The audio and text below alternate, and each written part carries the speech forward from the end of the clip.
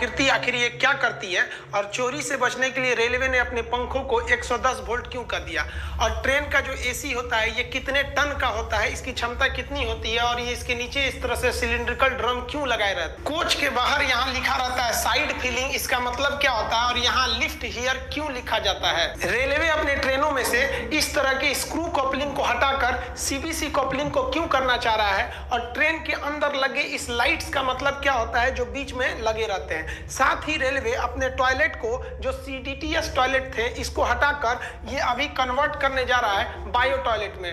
Railway अपने आधुनिक ट्रेनों से इस साइड बूफर को क्यों हटा दिया, और ये क्या करते थे साइड बूफर, अब नए ट्रेनों में ये साइड बूफर को क्यों नहीं लगाया जा रहा है। आप देखे होंगे किसी ट्रेन के साइड में यहाँ पीले रंग की पट्टी बनाई गई है, जबकि आप इस ट्रेन में देखेंगे तो यहाँ कोई भी पट्टी नहीं बनाई गई है।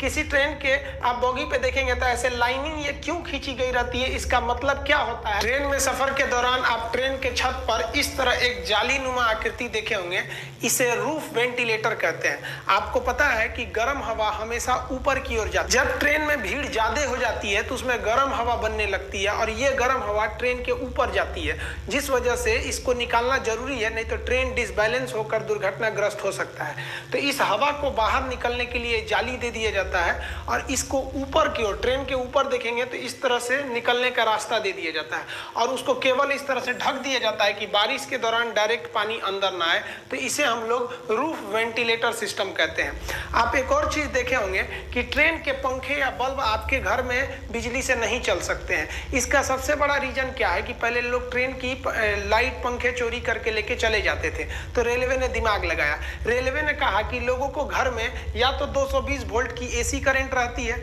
और लाइट कट जाती है तो लोग डीसी चलाते हैं, तो डीसी अमूमन 12 वोल्ट का रहता है। मीडियम लेवल की कोई भी मशीन 24 वोल्ट की बड़ी चीजें रहती हैं, और 5 वोल्ट के छोटे छोटे खिलौने वगैरह रहते हैं। यानी रेलवे समझ गई कि एसी अगर घर में चाहिए तो 220 वोल्ट, और डीसी चाहिए तो 24 या 12 चाहिए। तो रेलवे ने दिमाग लगाया, रेलवे ने अपने पंखे तथा बत्ती को 110 वोल्ट डीसी दे दिया। अब किसी के घर में 110 वोल्ट डीसी रहता ही नहीं है। अब क्या करिएगा ले जाके ये, तो ये आपके लिए एकदम बेकार हो गया। इससे रेलवे की सामानों की चोरी रुक गई। ये 110 वोल्ट डीसी कहां से आता है, तो ट्रेन के नीचे लगे इस बैटरी बॉक्स से आता है। आप ट्रेन के नीचे देखे होंगे इस तरह से एक बैटरी बॉक्स लगी रहती है, इसी बैटरी बॉक्स से आता है। और आप गौर किए होंगे कि ट्रेन के जितने चार्जर वगैरह होते हैं ना ससुरे आधे से ज्यादा तो जले हुए रहते हैं। ऐसा क्यों होता है आपको पता है।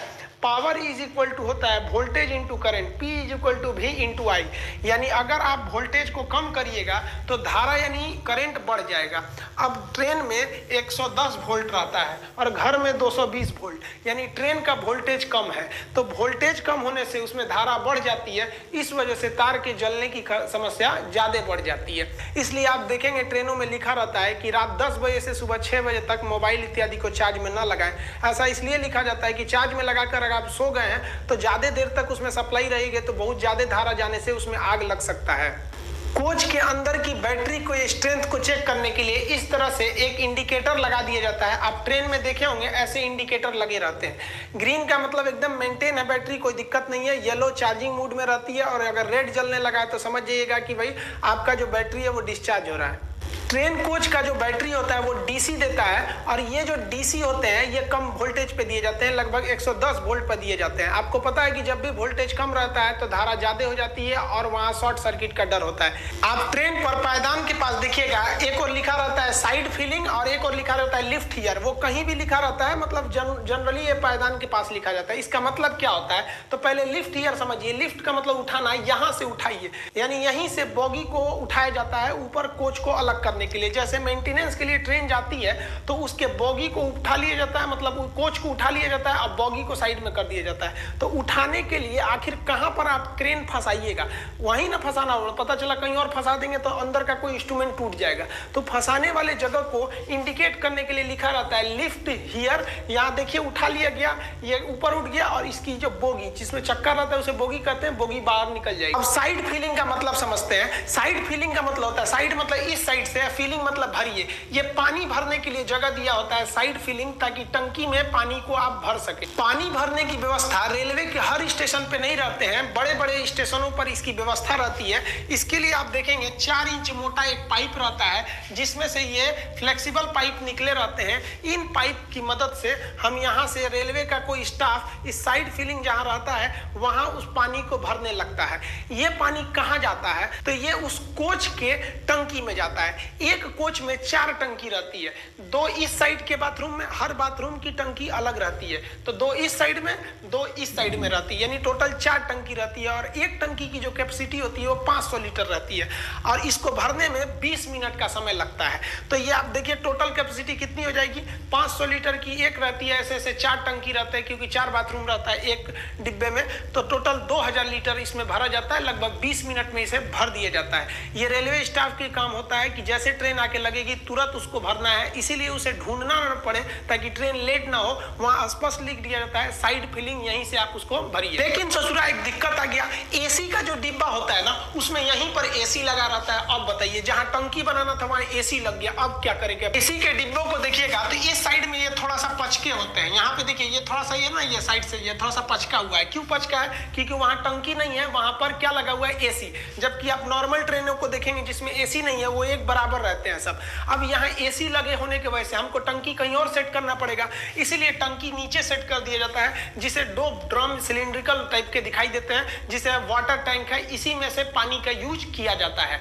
अब ये जो एसी लगे होते हैं इसे हम कहते हैं रूफ माउंटेड पैकेज यूनिट। ये 2 ठो एसी होते हैं, एक इस दरवाजे के ऊपर होते हैं, एक उस साइड के दरवाजे पर होते हैं। हर एसी की क्षमता 7 टन होती है, इसलिए एक ट्रेन के कोच में एक डिब्बे में 2 एसी है, अतः 7 दूनी 14 टन इनकी क्या हो गई? क्षमता हो गई। ये चलते हैं 415 वोल्ट के 3 फेज एसी सप्लाई से। इन्हें जनरेटर द्वारा दे दिया जाता है 3 फेज एसी सप्लाई। देखिए ट्रेन के जो पानी भरा जाता है, जनरली किसी डिब्बे में ऊपर की ओर टंकी रहता है, जबकि एसी वाले में नीचे रहता है। इस पानी को अमूमन कोई पीता नहीं है, ज्यादातर लोग हाथ वगैरह धोने या बाथरूम के काम में इसे लेते हैं। अब बाथरूम से रेलवे को बहुत बड़ा दिक्कत था। लोग बाथरूम करते थे, टॉयलेट बाथरूम, तो उनका जो वेस्टेज था वो पटरी पे गिरता था, जिससे पटरियों को जंग लग जाता था। तो जो पहले के जमाने के ट्रेन थे ना बाथरूम, उसमें ओपन डिस्चार्ज सिस्टम था, यानी अगर कोई टॉयलेट बाथरूम गया तो उसका टोटल भी वेस्टेज है पटरी पर गिरेगा। इससे 2 समस्या, एक पटरी पे जंग लगता था, दूसरे जब रेलवे स्टेशन पे ट्रेन खड़ी रहती थी और उसमें कोई बाथरूम में गया है तो रेलवे ट्रैक पर बहुत ज्यादा गंदगी होने लगती थी। बड़े स्टेशनों पे तो इसे सफाई कर दिया जाता था, लेकिन छोटे स्टेशन पे साफ करने की कोई व्यवस्था नहीं थी। इससे बचने के लिए रेलवे ने ओपन डिस्चार्ज सिस्टम को बंद किया। आप देखे होंगे पहले के ट्रेन में एक पाइप ऐसे लटका रहता था नीचे साइड में, ओपन डिस्चार्ज, इसमें कोई रोकने के लिए कोई व्यवस्था नहीं थी, सीधे नीचे गिर जाता था। इसके जगह पर रेलवे इस राउंड शेप के टंकी को लाया, बाथरूम को सेट किया, जिसे कहा जाता है control discharge toilet system. Shortcut में कहेंगे तो CDTC। ये क्या करता है? ये टॉयलेट को कंट्रोल करके रखता है जब तक कि ट्रेन प्लेटफॉर्म को ना छोड़ दे। अब इस ससुरा को कैसे पता चलेगा कि ट्रेन में प्लेटफॉर्म को छोड़ दी? तो इस पे एक सिस्टम लगा रहता है कि जब तक ट्रेन की स्पीड 30 नहीं हो जाती है, 30 किलोमीटर पर आवर, तब तक इसके अंदर से डिस्चार्ज का ढक्कन खुलेगा ही नहीं कि बाहर नीचे गिरे। लेकिन इस विधि द्वारा आप गंदगी को रोक सकते हैं, लेकिन गंदगी थोड़ी दूर पर तो हो ही रही है और ट्रैक को भी ज्यादा खतरा हो रहा है क्योंकि उस पे जंग लग रहा है। इसके लिए 2011 में DRDO ने एक बैक्टीरिया के मदद से एक टॉयलेट को बनाया, जिसे हम कहते हैं बायो टॉयलेट। बायो टॉयलेट आप देखे होंगे आजकल हर एक ट्रेन में मिलेगा, एक चौकोर डब्बा लगा रहता है इस साइड में। इसके अंदर कई ठो पार्ट बने रहते हैं, उसमें बैक्टीरिया जीवाणुओं को डालकर DRDO भेजी रहती है। ये क्या करते हैं, हमारे टॉयलेट बाथरूम को उसको डिकम्पोज कर देते हैं, उसको छोटे छोटे टुकड़ों में तोड़ देते हैं, डिकम्पोज कर देते हैं और गैस बनाकर वो निकल जाते हैं। इसमें किसी तरह का मेंटेनेंस भी नहीं है, ट्रैक पे गंदगी भी नहीं होगी और ट्रैक भी जंग लगने से बच जाएगा। अतः अभी के समय में जितने भी टॉयलेट है वो DRDO द्वारा बनाए गए बायो टॉयलेट का ही यूज हो रहा है। ये सब आउटडेटेड हो चुके हैं। बायो टॉयलेट की एक खराबी है कि अगर उसमें आप कलम या कुछ कचरा प्लास्टिक डाल देंगे तो बैक्टीरिया अच्छा से काम नहीं कर पाएंगे, इसलिए लिखा रहता था कृपया इसमें कचरा न डालें। लेकिन हिंदुस्तान के लोग को इतना समझ है, ससुरा पानी तो डालते ही नहीं है, सर कचरा कैसे हटा देगा, सर जाएगा सर तो उसमें किसी किसी का नाम लिख देता है सर बाथरूमों में। तो इसलिए रेलवे ना इसमें कचरा ना जाए उसके लिए इसके फ्लश पे एक तो जाली लगा देती है। देखिए आप किसी भी टॉयलेट के सीट को देख के नहीं बता सकते हैं कि वो बायो टॉयलेट है या फिर ओपन डिस्चार्ज है या फिर वो CDTS है। ये तो एक सीट है बैठने के लिए, इसे वेस्टर्न कल्चर का कहते हैं, ये इंडियन कल्चर कहते हैं। अगर आपको पता करना है कि टॉयलेट कौन सा है फिर तो आपको कोच से बाहर आना पड़ेगा और नीचे का देखना पड़ेगा कि कौन से प्रकार का टॉयलेट है। हालांकि आजकल जितने भी देखने को मिलेंगे वो सब के सब बायो टॉयलेट ही लगाए जा रहे हैं। नीले रंग वाली ICF कोच में बिजली बनाने के लिए उसके अंदर अल्टरनेटर लगाया जाता था जिससे उसकी स्पीड कम हो जाती थी, इसलिए नए जमाने के LHB कोच में अल्टरनेटर हटाकर एक जनरेटर कार दे दिया जाता है जिसे एक्स्ट्रा में जोड़ दिया जाता है। ये जनरेटर कार जो होता है 750 वोल्ट की बिजली बनाता है जो 3 फेज का AC करंट होता है, जबकि ट्रेन में सबसे ज्यादा बिजली की खपत AC में होती है और AC भी जो होता है वो 415 वोल्ट ही लेता है। तो आप कहेंगे कि ये 750 वोल्ट क्यों बनाया, तो देखिए जब करंट को आप दूर सप्लाई देते हैं तो कुछ वोल्टेज लॉस होता है, इसलिए ये 750 वोल्टेज बनाता है कि ताकि AC कोच तक पहुंचते पहुंचते वो 415 वोल्ट मिल जाए। लंबी दूरी के ट्रेन में एक पेंट्री कार होता है जिसमें खाना बनाया जाता है, उसमें इस तरह से खाना बना दिया जाता है और आपको सर्व कर दिया जाता है खाना। लेकिन बहुत सी ऐसी ट्रेन है जिसमें पेंट्री कार नहीं होता है तो उसे ऑन बोर्ड कैटरिंग यानी बड़े स्टेशनों से खाना डायरेक्ट रेडीमेड बनाकर और उसमें सर्व किया जाता है। ट्रेन के किसी किसी डब्बे पर आप टॉयलेट के पास इस तरह से लाइनिंग देखते होंगे, ये जनरल बॉगी को दर्शाता है कि ये बॉगी जनरल है, इसमें कोई भी घुस सकता है, रिजर्वेशन की जरूरत नहीं है। जनरल बॉगी की एक और पहचान होती है कि इसमें 3 दरवाजे लगाए जाते हैं। 3 दरवाजे इसलिए लगाए जाते हैं क्योंकि इसमें भयानक कोच के पूरा भीड़ होता है, एकदम भयानक, एकदम देखिए ना, अतः यह भीड़ जल्दी से निकल जाए और जल्दी से एंट्री कर जाए इसलिए इसमें 3 दरवाजे दिए जाते हैं। स्लीपर में केवल 2 दरवाजे दिए जाते हैं एक साइड में। एक चीज आप गौर किए होंगे कि जनरल बॉगी या तो शुरू में लगाता है या तो लास्ट में लगाता है, यानी अमूमन दोनों साइड में लगाता है, बीच में जनरल नहीं रहते हैं, बीच में स्लीपर बॉगी को लगाया जाता है और AC को। देखिए स्लीपर बॉगी में अगर हम 3 दरवाजे देंगे तो उसमें सीट की संख्या घट जाएगी, इसलिए उसमें 2 ही दरवाजे दिए जाते हैं और स्लीपर में भीड़ भी कम रहता है। दूसरा स्लीपर का अगर आप लॉन देखिएगा तो एक से दूसरा जुड़ा रहता है। आप यहां देखिए एक लंबी गैलरी दिखेगी, आप गैलरी देखिए, आप इधर इसको क्या लिए ध्यान से देख रहे हैं आप लोग, इधर मत देखिए, ये लंबी गैलरी देखिए। तो ये पूरा बॉगी एक से दूसरे से जुड़ा रहता है, पूरा डिब्बा एक से दूसरे में। आप देखिए इसको जोड़ने के लिए, यहाँ कनेक्ट करने के लिए एक दरवाजे दिए रहते हैं। आप ये काले रंग का पाइप देखे होंगे, इस तरह से किसी किसी ट्रेन में रहता है। तो ये इस बॉगी से आप उस बॉगी में जा सकते हैं। यहाँ नीचे एक पैरदान बना दिया जाता है ताकि आप वहां से जा सकते हैं। आप देखेंगे स्लीपर का पूरा डिब्बा आपस में कनेक्ट रहता है और आप इस बीच के कनेक्टर के द्वारा इस डिब्बे से इस डिब्बे में आप आराम से आ सकते हैं, जबकि जनरल डिब्बा आपस में नहीं कनेक्ट रहता है। इसीलिए जनरल डिब्बे को शुरू में दे देते हैं और लास्ट में दे देते हैं और बीच में इसे नहीं देते हैं क्योंकि बीच में देने के बाद कनेक्शन कट जाएगा। रेलवे के कुछ डिब्बों पे देखे होंगे साइड में यहाँ आपको पीले रंग से कॉर्नर को रंग देता है और कुछ डिब्बे को पीले रंग से नहीं रंगता है। इसका मेन ये रीजन होता है, ये कॉपलिंग को दर्शाता है। देखिए कॉपलिंग क्या होता है, 2 डिब्बे को जोड़ने के लिए एक कॉपलिंग का प्रयोग करते हैं। यहाँ पर पहले जमाने के जो नीले रंग के डिब्बे थे उसको जोड़ने के लिए स्क्रू कॉपलर का प्रयोग करते थे, यानी इस डिब्बे को और इस डिब्बे को जोड़कर एक हुक से इस स्क्रू को कस दिया जाता था। इसमें समस्या क्या होती थी, कसने का तो कस दिए, जब ट्रेन चलती थी तो उसमें तनाव रहता था, लेकिन जब ट्रेन रुकती थी तो रुकने के बाद से ये स्क्रू नीचे हो जाता था और ये डिब्बा उस डिब्बे पर चढ़ने का डर होता था, टकरा मत जाए। तो इस टकराने को रोकने के लिए इसमें 2-2 ठो साइड बफर लगाए जाते थे। ये साइड बफर ये इतना सब रहता है, बचपन में हम लोग कहते थे कि चुंबक है, ये चुंबक नहीं है, स्प्रिंग है कि अगर ट्रेन रुक गई स्क्रू कॉपलिंग से तो ये डिब्बा उस पर ना चढ़ जाए, तो ये इस पे चढ़ेगा तो ये साइड बफर जो है आपस में टकराएंगे, इसमें स्प्रिंग लगा रहता है, ये कुछ अंदर घुस जाएगा और फिर ये उसको ढकेल देगा। इस तरह से ये एक दुर्घटना को रोक सकती थी, लेकिन इसमें झटके ज्यादा लगते हैं। दूसरा एक और डीमेरिट है कि इसमें आपको लोहे की बर्बादी है। 2-2 तो साइड बफर जोड़ रहे हैं इतना हैवी, फिर इस डिब्बे को जोड़ने के लिए स्क्रू कॉपलिंग का प्रयोग कर रहे हैं। तो इतना क्यों किया जाए, तो रेलवे ने दिमाग लगाया, उसने ये बिना पीला पट्टी वाले की जगह पे एक पीला पट्टी वाला लाया और उसको उसने बदल दिया सेंटर बफर कॉपलर में। नए जमाने के जितने भी LHB कोचेज है, इसमें आप कहीं पे भी देखिए यहाँ साइड बफर नहीं मिलेगा आपको, बल्कि इसका जो कपलिंग होता है LHB का वो होता है सेंटर बफर कपलिंग, यानी इसके बीच में ही जो बफर यानी स्प्रिंग लगाना होता है उसी के मुंह पर एक क्या कर देते हैं कपलिंग भी जोड़ देते हैं, यानी वही डिब्बे को जोड़े रहता है और वही स्प्रिंग का भी काम करता है। आप देखिए इसी को हम लोग कहते हैं सेंटर बफर। देखिए ये शुरुआत का हिस्सा किसका काम कर दिया, ये बफर का काम कर दिया यहाँ पर, यानी स्प्रिंग सॉकर का काम कर दिया, झटका नहीं देगा। और बीच में ये वाला मोटा सा हिस्सा ये किसका काम कर दिया, कपलिंग का। तो ये शुरुआती भाग इसका कपलिंग का है और पीछे का भाग बफर का है, तो इसे हम कहते हैं CBC यानी सेंटर बफर कपलर। इसमें क्या होता है, ये ज्यादा अच्छा माना जाता है। इससे एक्सीडेंट होने के बाद ट्रेन को इधर उधर छटकने का मतलब डिब्बा को बिखरने का डर नहीं रहता है, एक ही जगह रहता है और ये ज्यादा झटके को एब्जॉर्ब कर लेता है। तो जिस डिब्बे में सेंटर कपलिंग यानी CBC होता है उसका कोना पीले रंग से रंग दिया जाता है और जिसमें नहीं रहता है उसको नहीं रंगा जाता है। तो ये जो सेंट्रल कपलिंग था यानी CBC, तो जितने भी LHB कोच आए थे नए जमाने के उसमें ये ऑलरेडी इनबिल्ट था, लेकिन जो पुराने जमाने के ICF कोच थे उसमें आज भी साइड बफर का यूज होता है। तो रेलवे इन साइड बफर को हटा रही है। तो जैसे इसमें देखिए इसका साइड बफर को काट दिया गया है, तो इसको देखा गया रेलवे द्वारा कि इस डिब्बे की अभी आयु है, इसका एज है, बस इसमें प्रॉब्लम है इस साइड बफर और स्क्रू कपलिंग से।